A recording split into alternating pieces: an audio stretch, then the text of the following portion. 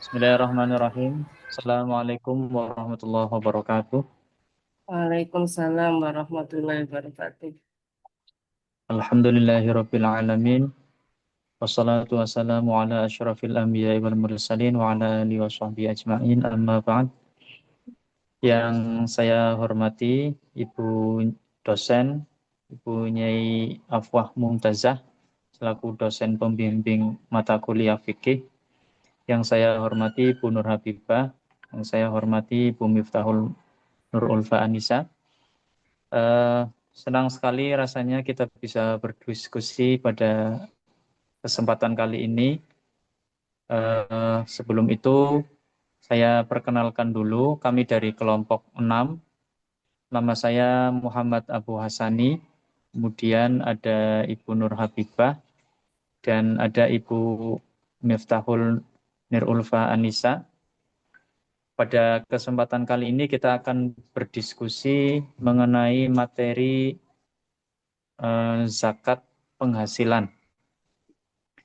Nah, nanti pada materi ini terdapat 6 poin.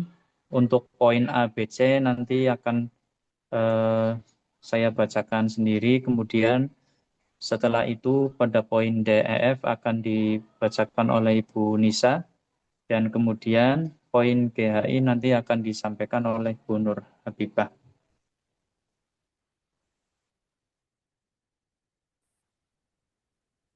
Baik, untuk itu kita langsung memulai saja pada materi A, B, C. Ada zakat penghasilan dan nisabnya. A. Pengertian zakat penghasilan. Zakat penghasilan disebut juga dengan zakat profesi, adalah zakat yang dikenakan atas setiap penghasilan atau pendapatan yang diperoleh seseorang dari pekerjaan yang halal, baik sebagai pegawai negeri, pegawai swasta, profesional maupun wirausahawan. Dalil Al-Quran yang mendukung tentang zakat penghasilan adalah Quran Surat At-Taubah ayat 103 yang artinya, ambillah zakat dari sebagian harta mereka, dengan zakat itu kamu membersihkan dan mensucikan mereka. Kemudian dalil hadisnya adalah hadis riwayat Bukhari dan Muslim. Rasulullah SAW bersabda, tidak ada pemilik harta yang tidak menunaikan zakatnya kecuali harta itu akan menjadi ular botak yang melilitnya pada hari kiamat. B. Dasar hukum zakat penghasilan. Zakat penghasilan termasuk dalam jenis zakat mal atau zakat harta. Majelis Ulama Indonesia melalui Fatwa nomor 3 tahun 2003 menetapkan bahwa setiap penghasilan yang diperoleh dari pekerjaan yang halal wajib dizakati jika telah mencapai nisab dan haul, atau bisa juga dikeluarkan setiap kali menerima penghasilan. Sumber zakat penghasilan. 1. Gaji atau upah bulanan. 2. Honorarium, komisi ataupun bonus. 3. Pendapatan dari profesi seperti dokter, pengacara, guru, seniman, dan lain-lain. 4. Penghasilan dari hasil jasa atau usaha pribadi. Selanjutnya, silahkan kepada Bu Nisa untuk membacakan poin D, E, F. Terima kasih Bapak atas kesempatannya. Selanjutnya, nisab zakat penghasilan. Nisab adalah batas minimal harta yang wajib untuk dizakati. Untuk zakat penghasilan, nisabnya disamakan dengan zakat emas, yaitu 85 gram emas.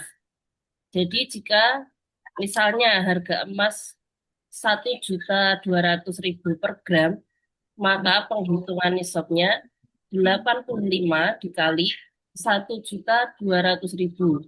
Hasilnya 102 juta per tahun. Jika penghasilan seseorang dalam setahun mencapai atau melebihi jumlah tersebut, maka wajib untuk menunaikan zakat. Kemudian kadar zakat penghasilan. Zakat penghasilan sebesar 2,5% dari total penghasilan bersih.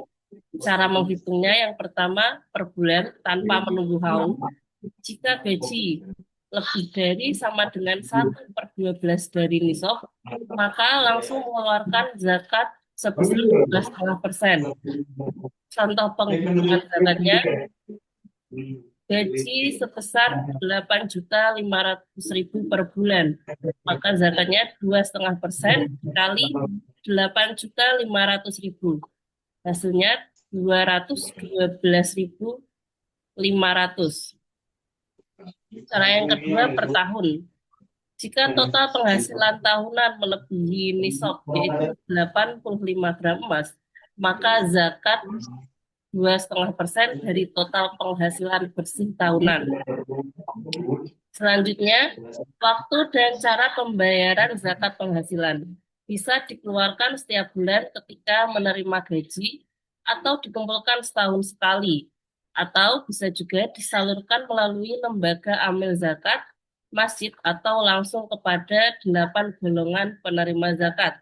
Yang pertama fakir, yang kedua miskin, yang ketiga amil, yaitu petugas zakat atau panitia zakat, yang keempat mu'alaf, yang kelima rikob atau hamba sahaya, yang keenam gorim, yaitu orang yang berhutang atau orang yang memiliki hutang, yang ketujuh fisabilillah, yang kedelapan ibnu sabil atau musafir. Selanjutnya akan dipaparkan oleh Ibu Nur Habibah. Monggo. Baik, selanjutnya adalah tentang hikmah zakat penghasilan. Itu satu, membersihkan harta dan jiwa dari sifat fikir. Kedua, menumbuhkan rasa empati dan solidaritas sosial. Ketiga, menjaga keseimbangan ekonomi masyarakat. Keempat, menjadi bentuk syukur atas rizki Allah Subhanahu wa Ta'ala. Yang kelima, menumbuhkan keberkahan pada harta dan kehidupan. Kesimpulannya adalah zakat penghasilan adalah bentuk zakat yang wajib ditunaikan atas penghasilan yang halal dan telah mencapai nisab besarnya 2,5% dari pendapatan bersih. Dengan nisab setara 85 gram emas, zakat ini bukan hanya kewajiban ibadah, tetapi juga sarana membersihkan harta dan membantu sesama.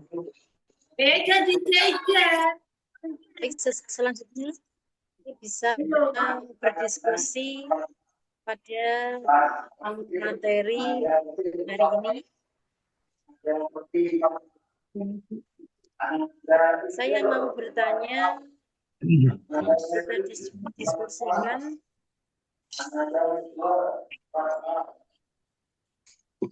Bagaimana, Bu? Berapa bagaimana cara menghitung zakat 2 juta per bulan?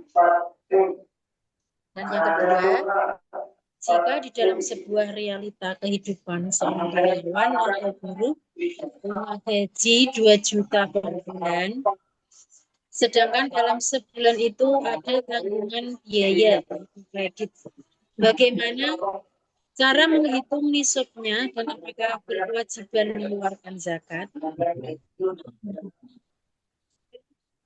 Pertanyaan yang sangat menarik. Bagaimana Bu Nisa mau menjawab yang mana, Bu? Saya izin menjawab pertanyaan pertama, yaitu cara menghitung zakat penghasilan sebesar 2 juta per bulan. Zakat penghasilan adalah zakat yang dikeluarkan dari penghasilan seseorang jika telah mencapai nisab atau batas minimal harta wajib zakat dan telah memiliki selama setahun atau haul, atau bisa juga dikeluarkan setiap kali menerima gaji menurut sebagian ulama. Langkah-langkahnya, tentukan nisab zakat penghasilan. Nisab zakat penghasilan disamakan dengan 85 gram emas. Misalnya, harga emas sekarang 1.200.000 per gram. Maka nisabnya 85 dikali 1.200.000. Hasilnya 102 juta per tahun. atau sekitar 8.500.000 per bulan. Utang yang jatuh tempo boleh dikurangkan dari harta yang dimiliki sebelum menghitung zakat. Contoh realistis,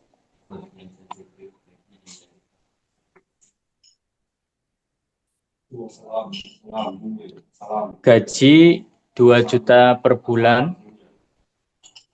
terus ada cicilan kredit ditambah kebutuhan pokok sejumlah 1.800.000 per bulan.